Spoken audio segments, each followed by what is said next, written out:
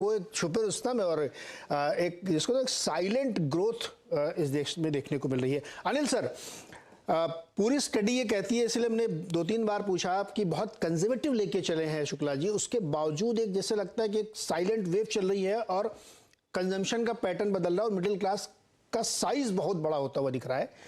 और वो हम लोगों को, जब हम लोग हाई फ्रिक्वेंसी नंबर, मतलब हम तो सालाना नंबर को भी हाई फ्रिक्वेंसी कह लें इस कॉन्टेक्स्ट में, चूंकि यहाँ पे 20-30 साल की बात हो रही है, तो वो दिखता है ऐसा कहीं कहीं पे नहीं भी दिखता है कि हाउस होल्ड इनकम हो सकता है उतनी नहीं बढ़े। आपको ऑब्जर्वेशन क्या है कि ये जो स्टडी है प्राइस की, ये कह रही है कि बहुत तेजी से गेम बदल रहा है और इसको सब्सटेंशिएट कर रही है मॉर्गन स्टैनली की वो स्टडी जो कह रहे हैं 10 साल में आपकी जीडीपी जो है क्लोज टू $8 ट्रिलियन पहुंच जाएगी। नीरज जी, मुझे तो कोई सरप्राइज नहीं है, क्योंकि ये जो बदलाव है हम पिछले 20 साल से देख रहे हैं। अगर आप 2001 का सेंसस देखें, 2011 का सेंसस देखें, तो इंडिया में सब्सटैंशियल ट्रेडिंग अप हुआ। मतलब कि जो पैदल चलता था साइकिल पे था, जो साइकिल था वो 2 व्हीलर पे था, ऐसे ट्रेड अप हमें साफ दिखा था बिटवीन 2001-2011। और आगे अभी हाल में जो आप मॉर्गन स्टैनली की रिपोर्ट, उसके पहले 2 हफ्ते पहले ये यूएनडीपी का रिपोर्ट आया है कि उन्होंने कहा कि 2005 और 2021 के बीच में भारत ने 415 मिलियन लोगों को गरीबी रेखा से ऊपर उठाया है। तो अब ये सब जो संकेत दे रहे हैं, और फिर दूसरे तौर में जो 12 साल पहले 430 मिलियन लोगों के पास 430 मिलियन लोगों के पास बैंक अकाउंट नहीं थे, और आज सबके पास बैंक अकाउंट है। तो आज देश में हर गांव में बिजली पहुंच गया है, तो सड़कें बदल गई हैं। जो 20 साल में जो रूरल रोड्स का जो ग्रोथ हुआ है, पूरा कनेक्टिविटी इंप्रूव है। तो अगर आप इंफ्रास्ट्रक्चर देखें और जो सारे संकेत देखें, तो मुझे कोई सरप्राइज नहीं है जो राजेश जी का डेटा प्रोजेक्ट कर रहा है। अब ये फाइनल नंबर्स में फर्क पड़ेगा, बट डायरेक्शन और ट्रेजेक्टरी में कोई फर्क नहीं पड़ेगा, वो तो साफ नजर आ रही है। अनिल, एक सवाल और आपसे, ये जो बीच बीच में आलोचनाएं होती रहती हैं कि ग्रोथ हमारी नहीं आ रही है, हाउस होल्ड इनकम गिर गई है, और गाँव में जाइए तो रोजगार नहीं है, ये सब तरह तरह की जो हम लोग बीच बीच में सुनते हैं, इसको कैसे हम लोग समझें? क्योंकि हमको तो ये स्टोरी ये दिख रही है कि एक स्टीडी पेस पे हम बढ़ते जा रहे हैं। बीच बीच में एबरेशन हो सकते हैं कोई, लेकिन कई लोग इसकी बड़ी तकड़ी तीखी आलोचना भी करते हैं।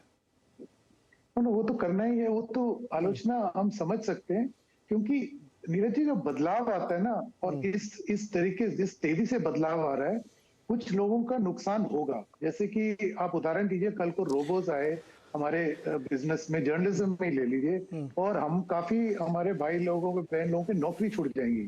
तो ये, लेकिन उनको और कहीं रीस्किलिंग करके नई नौकरी मिल सकती है। तो ये तब्दीलियां जब होती है ना, तो किसी का नुकसान तो होगा ही होगा। बट आप ये जो राजेश जी का डेटा है, ये मैक्रो लेवल पे प्रोजेक्ट कर रहा है कि इंडिविजुअल लेवल पे स्टोरी अलग होगा, बिकॉज आपने शुरू में जो हाई कंसंट्रेशन है जो अमीर लोगों का, उसी उदाहरण से समझ आता है कि रीजनल इनइक्वालिटी कितना है इस देश में। तो हर देश, हर प्रांत का यही स्टोरी नहीं रहेगा, वो तो फर्क पड़ेगा ही पड़ेगा। करेक्ट। दिलीप सर, संजय जी, मैं आपके पास इसलिए बाद में आ रहा हूं क्योंकि मार्केट इन सारी चीजों को उसको डाइजेस्ट करना और खुश होना है बहुत ज्यादा। दिलीप सर, ये ब्रांड इंडिया और जो 10 साल का आंकड़ा है ना मॉर्गन स्टैनली वाला या शुक्ला जी वाला, जो थोड़ा सा और लंबा, जो बड़े प्रोजेक्शन दे रहा है, दोनों को आप देखें तो मैं भारत के संदर्भ में, ब्रांड के संदर्भ में, इंडिया की पोजिशनिंग के संदर्भ में आपसे समझना चाहता हूँ, क्योंकि आप ब्रांड गुरु हैं, क्या ये सही बिल्कुल ट्रैक पे इंडिया पोजिशनिंग कर रहा है अपनी? मुझे लग रहा है कि जो इंडिया का ब्रांडिंग स्टोरी होगा, वो अगर हम मिडिल क्लास की ब्रांडिंग स्टोरी बनाए, तो इंडिया का जो अट्रैक्टिवनेस है इन्वेस्टमेंट डेस्टिनेशन के तौर से, वो बढ़ेगा।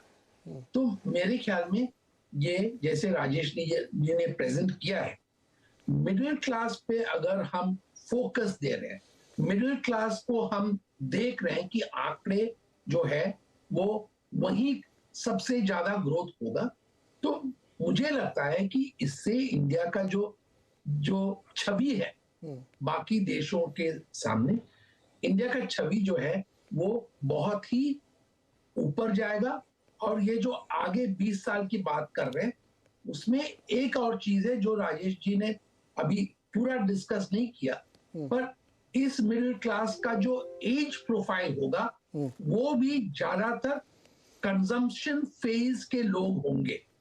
तो इसमें महत्वपूर्ण बात यह है कि ये जो लोग हैं वो उनके उम्र ऐसे नहीं होंगे कि वो सेविंग से खाने वाले हैं और उस सेविंग्स इतना बड़ा होकर वो मिडिल क्लास में ही रहा, क्योंकि इसमें जो है ज्यादातर लोग इस क्लास में आ रहे हैं क्योंकि उनका इनकम लेवल्स, उनका कंजम्पशन पैटर्न्स, उसके वजह से वो यहाँ आ रहे हैं।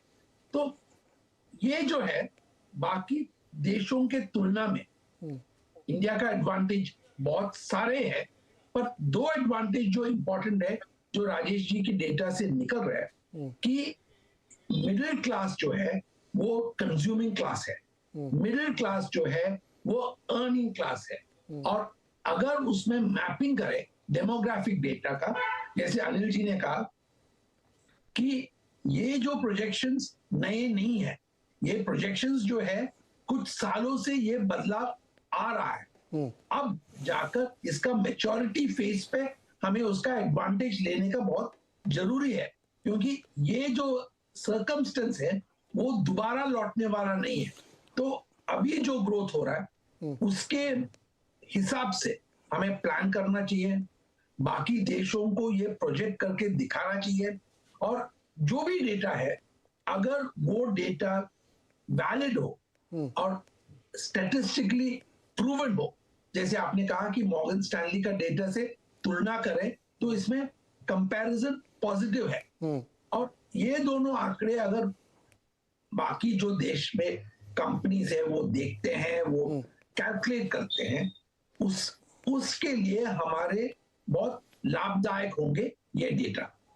जी संजय सर, आंकड़े आपके सामने है, डिटेलिंग भी हम लोगों ने थोड़ी करी है, और मार्केट के लिए एक बहुत बड़ा क्लास तैयार हो रहा है, और इंडिया के लिए तैयार हो रहा है, पूरी दुनिया के लिए एक बहुत बड़ा मार्केट, जिसमें जब राजेश जी वाला नंबर हम लोग देखते हैं तो एक बहुत बड़ा साइज खड़ा होता है, जिसकी आमदनी 5 से 30 लाख तक की रेंज में होगी, उससे आगे पीछे भी हो सकती है। और उसमें जो ट्रांसफॉर्मेशन, जो दूसरी रिपोर्ट कहती है कि जो कंज्यूमर सेगमेंट वाले सेक्टर्स हैं, जो बैंकिंग और फाइनेंशियल सेक्टर्स हैं, जहाँ पे सबसे मैसिव जॉब क्रिएशंस होने हैं, जहाँ डिजिटल इकोनॉमी जब अभी आप टेक्नोलॉजी से डिजिटल की तरफ कन्वर्ट कर रहे हैं, वो इकोनॉमी पूरी बूम कर रही है। और जो इन्वेस्टमेंट मैन्युफैक्चरिंग में आएगा, चाइना +1 और पता नहीं कौन कौन सी स्टोरी हम लोग सुनते हैं, वियतनाम वाली भी स्टोरी अब शामिल कर ली गई है इसमें। ये एक बहुत ही बड़ा सेगमेंट कर रहा है। और राजेश जी वाली थोड़ा और लंबी है, तो मान के चलिए 10 साल की स्टोरी, 10 साल तो सर पता नहीं चलते, कोविड के 2 साल हो गए, किसी को याद भी नहीं होगा। तो बहुत ही शॉर्ट स्पेन में ये स्टोरी डेवलप हो रही है इंडिया की, मार्केट को बहुत पसंद आएगी। तो नीरज जी देखिए, इस संदर्भ में 3 बातें हमारे सामने रखने की जरूरत है। ग्लोबली अगर देखा गया है कि जब भी इकोनॉमीज की डेवलपमेंट होती है और उनका पर कैपिटा इनकम $2000 के बाहर के वो पार करता है, तो इकोनॉमीज में जे कर्व की तरह इकोनॉमिक ग्रोथ का एक फेज आता है। भारत की अगर आप अभी की स्थिति देखें तो हम उसी कगार पे खड़े हैं। तो जो हमारी पर कैपिटा इनकम धीरे धीरे ही सही, लेकिन वो चूंकि उस इन्फ्लेक्शन पॉइंट पर पहुंच गई है, तो यहां से कंजम्पशन का जे कर्व शुरू होना, जो कि ग्लोबल इकोनॉमीज का एम्पिरिकल एविडेंस है, मेरे ख्याल से वो भारत में रिपीट होने की पूरी संभावना है। एक बात ये।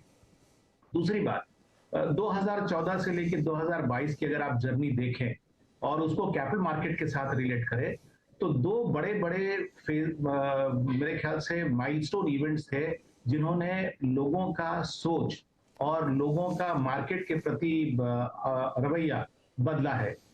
सबसे पहले जब डिमोनेटाइजेशन हुआ, उसके बाद जिस तरह से म्यूचुअल फंड के प्रति लोगों का झुकाव बढ़ा, मैं समझता हूं कि सिर्फ म्यूचुअल फंड के प्रति ही नहीं, financial assets versus physical asset की जो खींचातानी थी, उसमें ज्यादा झुकाव फाइनेंशियल एसेट्स के तरफ हो गया और खास करके म्यूचुअल फंड्स के प्रति हुआ। तो 2016 के बाद हमने देखा कि बहुत जोर से म्यूचुअल फंड की ग्रोथ हुई। साथ ही साथ जब कोविड का प्रकोप आया तो कुछ भी कारण हो, मतलब हो सकता है कि चूंकि लोग बाकी कुछ काम नहीं कर पा रहे थे और स्टॉक मार्केट चल रहे थे, तो उस समय जिस तरह से डीमैट अकाउंट्स की बढ़ोतरी हुई, उससे एक बहुत बड़ा तबका जो इक्विटी मार्केट से परे था वो इक्विटी मार्केट के पास आया। लोग ये भी स्पेकुलेट कर रहे हैं कि ये जो सेगमेंट आया, जो increasingly number of demat accounts में देखा गया, इसमें यंग लोगों का पार्टिसिपेशन ज्यादा हुआ।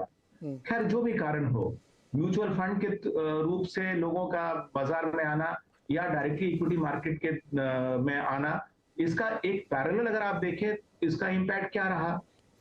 आईपीओ का मार्केट जिस तरह से भारत में पिछले 3 सालों में बढ़ा है, जिस तरह की वैरायटी ऑफ पब्लिक इश्यूज आए हैं, उसने हो सकता है कि हमको डायरेक्ट कंजम्पशन में भले उसका असर ना दिखा हो, लेकिन इनका indirect impact in terms of increasing manufacturing capacity, इनका indirect impact in terms of creating employment, ये तो हमको साफी लग रहा है कि इसका असर रहा।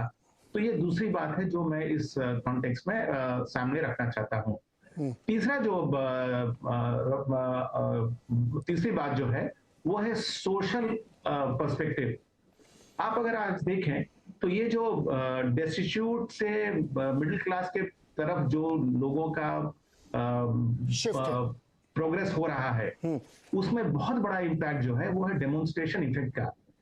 आप अपने आसपास ही देखिए ना, आपके साथ जो लोग काम करते हैं, आपके मान लीजिए कि घर पे अगर कोई मेड है या फिर आपका कोई ड्राइवर है, आप उनसे अगर आप बात करें तो उनकी एस्पिरेशन लेवल अब पहले से बहुत ज्यादा है। मैं आपको एक छोटा सा उदाहरण देता हूं। मेरे यहाँ जो एसी मैकेनिक काम करने के लिए आता था, आज से 6 साल पहले उसने एसआईपी चालू की अपनी बेटी की शादी के लिए पैसा जमा करने के लिए। आज उसके अकाउंट में 10 लाख से ज्यादा अमाउंट जमा हो गया है। हमारे यहाँ जो घर का काम जो करती है, उसने धीरे धीरे करके 11 लाख रुपए इकट्ठे कर लिए हैं अपने सेविंग्स अकाउंट में, और उसने जाके गांव में जमीन खरीदा है। तो ये जो एस्पिरेशन है इस क्लास ऑफ लोगों का, वो कंजम्पशन के प्रति हो या फिर मेजर आइटम्स ऑफ सेविंग्स के प्रति हो, वो पहले से बहुत डिफरेंट है। सो ये तीनों पहलू जो हैं वो बिल्कुल साफ देख रहे हैं। एक तो जे कर्व का शुरुआत होना, दूसरा फाइनेंशियल मार्केट्स और खास करके इक्विटी मार्केट्स के प्रति रुझान आना, और तीसरा सोशल एस्पिरेशन फैक्टर्स जो लोगों को प्रेरित कर रहा है कंज्यूम करने के लिए और सेव करने के लिए। संजय जी, आपकी इस बात से मैं सहमत हूं। हम लोग अपने